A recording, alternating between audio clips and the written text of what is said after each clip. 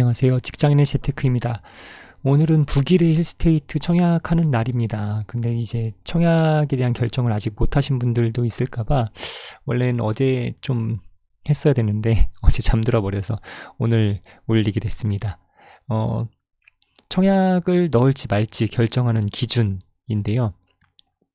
제가 생각했을 땐 가점과 그리고 재테크 수익률을 가지고 결정하시면 될 것 같습니다.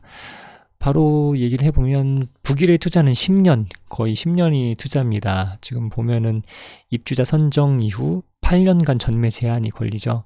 그래서 실제로 2019년 4월에 입주자가 선정이 되니까 2027년 4월에나 전매가 가능하게 됩니다. 8년이란 세월을 사실 예측하기는 굉장히 어려울 거예요. 지금 북일의 청약을 검토하시는 제가 아는 저희 회사에만 검토하시는 분들이 3분? 저희 팀에서만 한 2분 정도, 그리고 제가 아는 분 1분 이렇게 해서 지금 고민하고 계신데 항상 물어보시는 게 어떤 분은 북일의 교통이 안 좋다던데 3분 중에 2분이 북일의 교통이 안 좋다던데 전철 언제 생겨? 결정된 거야?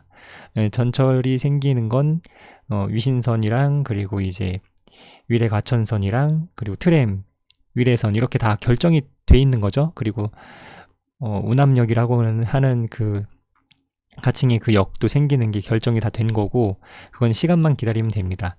길게는 그것도 거의 한 7, 8년이니까 결정은 다 돼 있는 거예요. 교통이 지금도 안 좋지 않지만 저희 옛날 영상을 마지막에 링크를 드릴 텐데 지금도 자차로 이동하는 교통은 안 좋지 않다. 그리고 이제 버스로 한 10분 정도면 역에 나간다. 출퇴근 하실 때 버스 한 번씩은 거의 대부분 타시잖아요. 그래서 지금도 강남권, 판교권, 그리고 송파권 직장으로 가기에 나쁘지 않고, 그리고 GBC까지 가는 것도 크게 나쁘지 않다라고 말씀을 드리고, 이거는 투자로서 이제 접근하시는 분들은 이 투자 자체는 지금 이미 8년 전매 제한이라고 하는 건 주변 시세의 70% 이하로 공급을 한다는 얘기입니다. 무슨 얘기냐? 북일에 지금 102제곱미터 힐스테이트가 7.26억에 분양을 하는데 그럼 이제 역산해서 100%로 따지면 10.4억이에요. 10.4억. 7억 2,600만 원이라고 하면 그걸 이제 100%, 그럼 70%인데 이게 100%로 환산되면 이게 10.37억, 10.4억입니다. 이게 맞냐를 한번 실제로 좀 보면 북일에 말고 이제 남일에 유사한 평수를 한번 볼게요. 엠코타운 플로리치 40평형이 11억 9천인데 요즘 거래되는 게 호가는 지금 11억 5천, 매물 유일하다고 하네요. 물론 18년 9월 이후에 지금 거래가 좀 끊겨 있는 상태고요. 그런 건 감안해도 일단 10.4억이라고 하면 남일의 시세 대비 1억 정도 감안된 가격이어서 적당한 가격으로 보이고, 또 위례 센트럴 푸르지오를 보면 39평형은 101제곱미터입니다. 101제곱미터인데 최근 매물 평균은 10.2억, 최저가 10.5억이고, 그리고 이것도 8월 말에 거래가 끊겨 있긴 한데 여하튼 이 정도 가격대입니다. 그렇게 보면 10.4억이 어차피 이쪽 지역도 역과의 거리는 좀 떨어진 게 맞고요.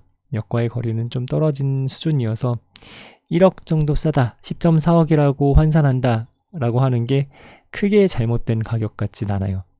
좀 보수적으로 좀 가고 싶거든요. 보수적으로 10.4억이라고 100%가 10.4억이라고 따졌을 때 나쁘지 않습니다.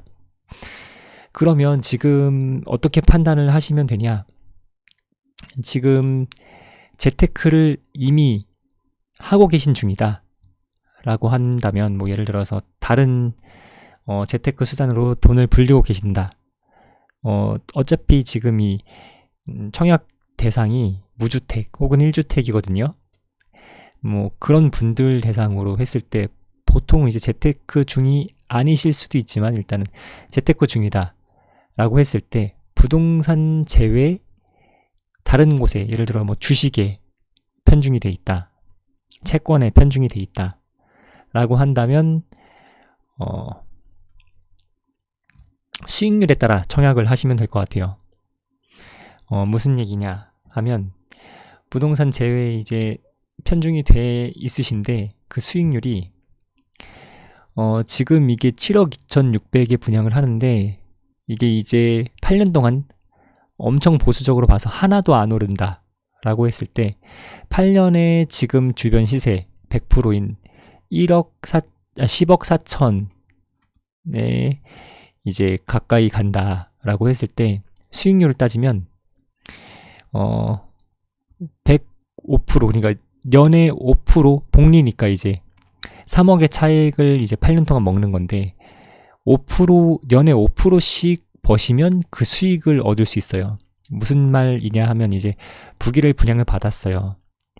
7억 2,600에 받았는데 그게 8년 동안 하나도 안 오른다라고 가정을 해볼게요. 되게 보수적이죠. 부동산은 계속 그 장기적인 투자로 봤을 때 물가 상승률 정도로 계속 오를 텐데 안 오른다는 되게 보수적인 관점에서 본다면 안 올라도 1년에 5%씩 정도의 수익을 낸다라는 얘기예요. 그러면 지금 이미 재테크를 하고 계신다라고 했을 때 재테크를 하셔서 지금 연에 5% 이상의 수익을 내고 계신다라고 하면 진짜 고민을 해보셔야 돼요. 제가 아시는 그 세 분 중에 한 분이 뭐 수익률이 연에 최근 10% 정도가 됐다라고 하시는데 주식과 채권을 하시는 분인데 그분 같은 경우는 연에 10%니까 고민이 되겠죠. 부동산이 지금 약간 제가 생각하기에도 약간의 지금 오버슈팅이 된 부분이 있다라고 봤을 때 8년 동안 진짜 주변 시세만큼까지밖에 안 간다면 5%인데 10% 수익을 내고 계시니까 그게 더 좋을 수도 있는 거예요. 그런 분들 입장에선. 그래서 이제 재테크의 수익률에 따라서 좀 고민을 해보셔야 될 것 같고 그런 부분들은. 그리고 그게 아니다 라고 하면 부동산을 이제 재테크를 하고 있고 부동산을 가지고 있고 예를 들어 뭐 1주택인 분들이겠죠. 그런 분들은 이제 가진 지역에 따라서 청약을 하셔야 될 것 같아요. 지금 여기가 물리적인 위치가 송파의 끝에 하남과 성남의 경계에 있는 북일해인 거죠. 그리고 이제 포지션은 신도시인 포지션이고 그렇게 했을 때 이제 다른 수도권의 북일해라는 신도시 대비 좀 떨어지는 지역을 가지고 계시다. 예를 들어 뭐 좀 가진신 분들은 죄송합니다. 뭐 예를 들어 하남 미사다, 가밀이다, 뭐 고덕이다.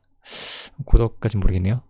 여하튼 뭐 그런 자기와 객관적인 생각에 좀 떨어지는 지역이다 라고 하시면 이제 1주택자는 정리를 하셔야 되거든요. 아니면 가진 물건이 아파트가 아니다, 오피스텔이다.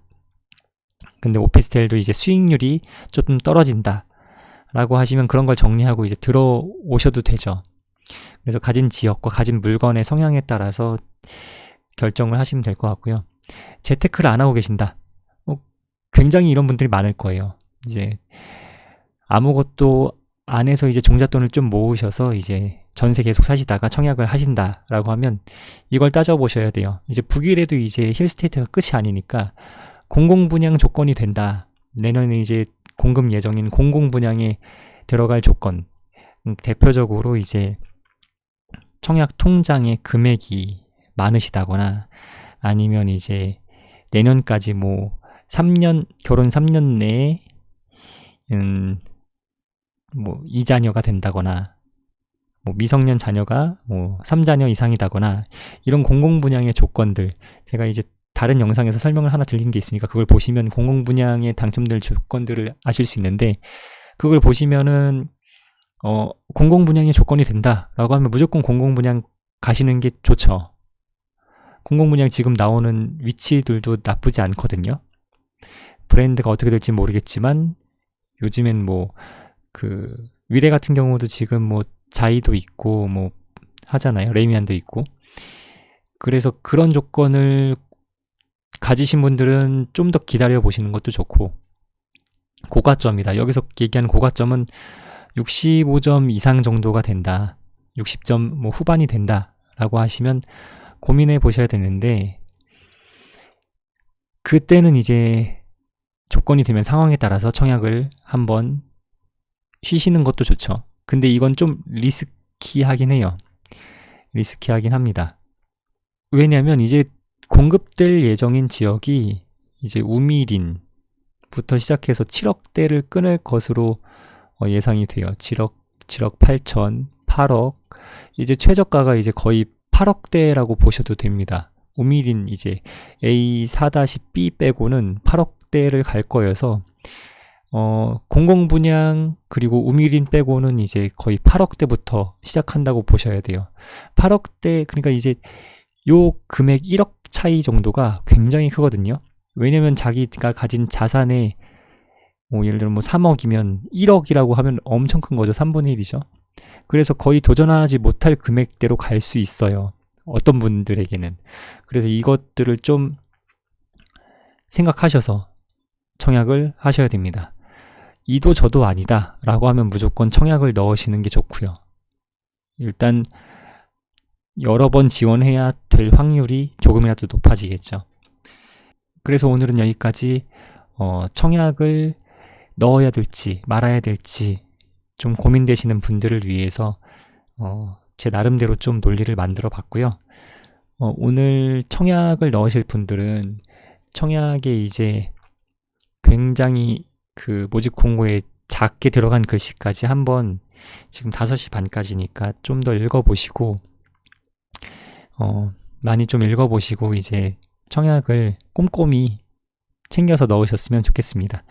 청약 이제 당첨 조건이 안 되는데 넣은 경우엔 1년 동안 투기지역이라서 이제 1년 동안에 또 청약권이 박탈되거든요. 그래서 그런 부분까지 보셔야 돼요. 지금 1년 만약에 청약 조건 박탈이 되면은 북일의 분양 거의 끝날 거거든요. 그래서 그게 더 중요할 수 있습니다. 지금 청약 넣는 것보다 그거 읽어보고서 청약에 미달되는 조건 이런 것들 살펴보시는 게 더 중요할 수 있으니까 그런 부분 꼭 확인하시고 청약 넣으셔서 좋은 결과 나으셨으면 좋겠습니다.